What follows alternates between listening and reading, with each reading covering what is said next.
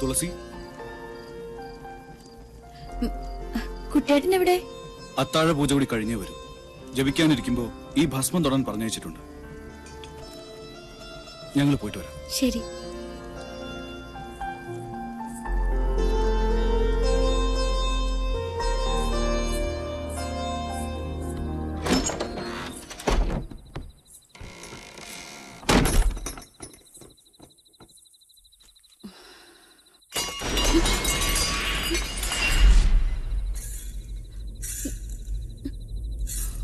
ആരാ? ആരാ?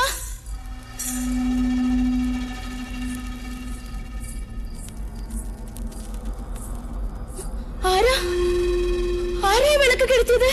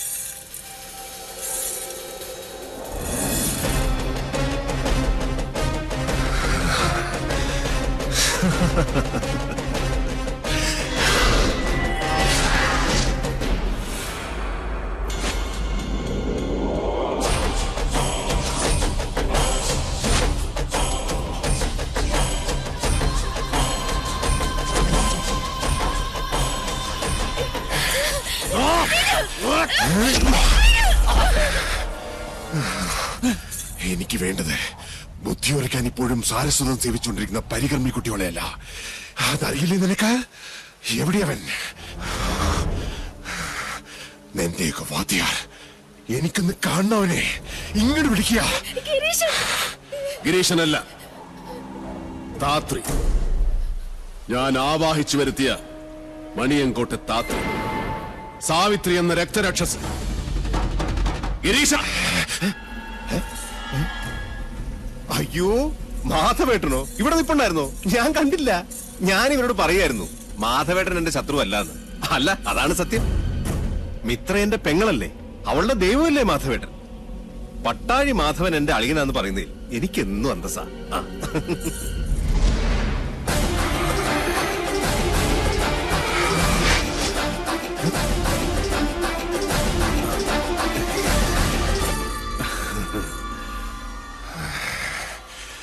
ഇരുമ്പാണിത്തുമ്പിൽ നീ എന്നെ ആവാഹിച്ച് നാടുകടത്താമെന്ന് കരുതിയിട്ടുണ്ടെങ്കിൽ നിന്റെ കാര്യം നമോ നമഃ. പിന്നെയൊന്നും പുലയോട് പുലയായിരിക്കും നിന്റെ അമ്മയ്ക്ക്. പട്ടാഴിയുടെ ആണിക്കലൂരി ഞാൻ.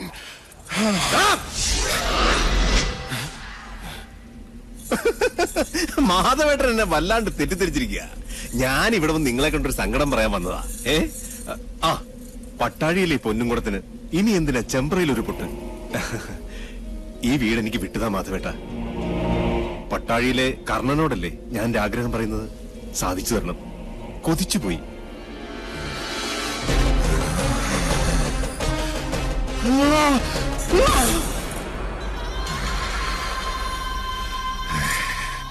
എന്റെ കുട്ടിയെ തോൽപ്പിച്ച ആരാണെന്ന് കേൾക്കണോ?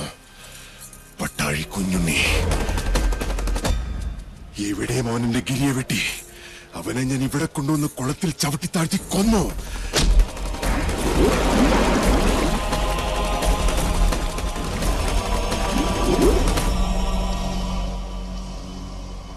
ആത്മാവും ശരീരവും വേർപെടുത്തി ഈ ഞാൻ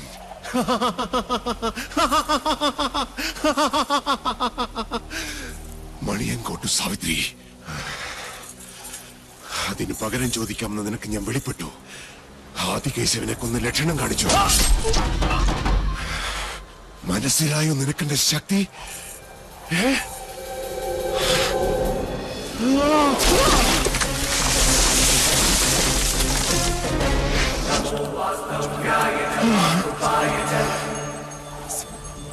ഇനി എനിക്ക് വേണ്ടത് ഇവളെയാണ്. ഇവൾക്ക് വേണ്ടിയാണ് ഞാൻ കാത്തിരുന്നത് ഈ കണ്ട കാലം വരേക്കും.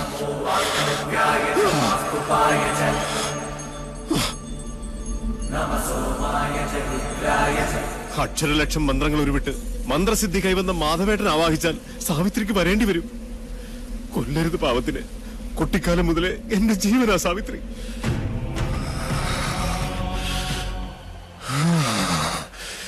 ഇനി ഞങ്ങളെ വേർപെടുത്താൻ പറ്റില്ലാർക്കും. നിശ്ചയിച്ചുറപ്പിച്ച തീരുമാനമാണോ? സംശയം വേണ്ടടാ നായേ. ശക്തിയുണ്ടെ തടയടാതി എന്നെ.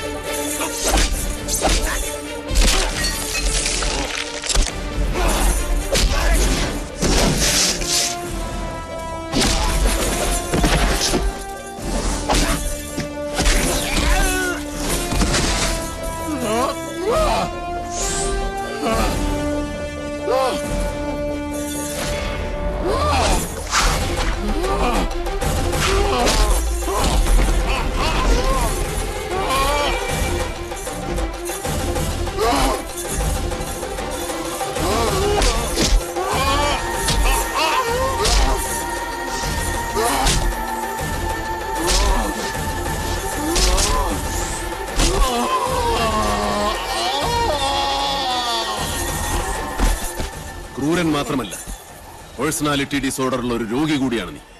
നെല്ലൂർ മനയിൽ ഞാൻ കാലുകുത്തിയ ദിവസം, നിന്റെ നെഞ്ചിൽ ഞാൻ കാലുവെച്ച നിമിഷം, അന്നെനിക്ക് മനസ്സിലായി ഗിരീഷ, ചങ്ങല പൊട്ടിച്ച രോഗിയും ചങ്ങലക്കിടേണ്ട ക്രൂരതയും നീയാണെന്ന്. കുടിപ്പകളിൽ നിന്നും പാപങ്ങളിൽ നിന്നും മോചിപ്പിച്ച് ഇതൊരു മനുഷ്യാലയമാക്കി മാറ്റാമെന്ന് ഞാൻ തുളസിക്ക് വാക്കുകൊടുത്തു പോയി. ഇനി മുതൽ അവൾ ഇവിടെ താമസിക്കും. അതിനു മുമ്പ് നിന്നിലുള്ള സാവിത്രി മരിക്കണം. ആ മരണം നിനക്ക് രോഗങ്ങളിൽ നിന്നും ഭൂമിയിൽ നിന്നുള്ള ശിക്ഷകളിൽ നിന്നുമുള്ള മോചനമാണ്.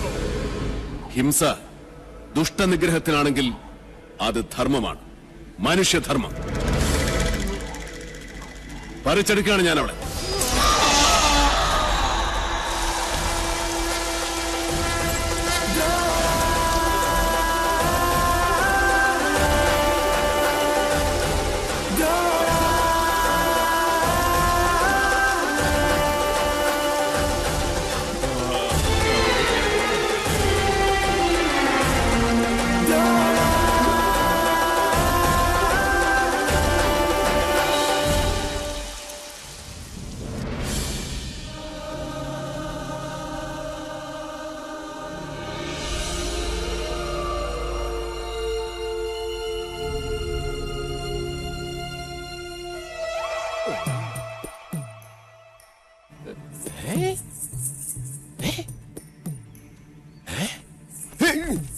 ഇല്ല, ഞാൻ വാങ്ങില്ല. എല്ലാം ഒഴിഞ്ഞു പോയെന്ന് വിചാരിച്ചപ്പോ വീണ്ടും അടുത്ത ടീം എത്തിയ. നിർബന്ധിക്കരുത്. വേണ്ട, എനിക്ക് ഈ വീട് വേണ്ട. ഞാൻ പട്ടാടിക്ക് വരിക. അച്ഛാ, ഇവരോട് പറയും ഇവിടുന്ന് പോരുതെന്ന്. എനിക്ക് വേണ്ട ഈ വീട്. അലോഷ്യം വേണ്ട. ആദ്യം നീ കുട്ടന്റെ താക്കോലങ്ങ് വാങ്ങിക്ക. സ്വത്ത് കണ്ടപ്പോ അച്ഛന്റെ കണ്ണ് മഞ്ഞളിച്ചല്ലേ. ഞാൻ പറഞ്ഞിട്ടില്ല എനിക്കിതൊന്നും വേണ്ടെന്ന്. ഈ ഇല്ലത്തെ പൂച്ചയ്ക്ക് ബോധമുണ്ട്, പക്ഷേ ബുദ്ധിയില്ല. നീയല്ലാതെ പിന്നെ ആരാ ഈ വീടിന്റെ ഉടയോൾ? നിയമാനുസരണം ഇക്കണ്ട സ്വത്തിന്റെയൊക്കെ ഉടയത്തം നിനക്കായിപ്പോ. കോടീശ്വരിയാ നീ. നെല്ലൂർമന പഴയ ഇരുട്ട് ബാധിച്ച അരക്കില്ലമല്ല, മനുഷ്യർക്ക് പാർക്കാൻ വേണ്ടുന്ന ലക്ഷണമൊത്ത പ്രകാശമുള്ള താമസിക്കാൻ കൊള്ളാവുന്ന ഒരു പാർപ്പിടമാക്കി മാറ്റി. അതായിരുന്നു നീയും ഞാനും തമ്മിലുള്ള വാക്ക്. ജന്മം മുഴുവൻ നിന്നോടൊപ്പം സ്നേഹവാത്സല്യത്തോടെ ഇവിടെ ജീവിക്കണമെന്ന് ആഗ്രഹിച്ചവനാണ് എന്റെ ഉണ്ണി. ഉണ്ണിയേട്ടൻ സ്വന്തമാക്കണമെന്ന് ആഗ്രഹിച്ച ഭവനായത്. അപ്പോ നീയും ഉണ്ടാവണം ഇവിടെ. നാളെ നെല്ലൂർ ഹരിനാരായണന്റെ സന്തതി പരമ്പരകൾ ഈ മുറ്റത്ത് കളിച്ചു വളരണം. ഇത് കുട്ടേട്ടന്റെ ആശയല്ല, വാശിയാണ്.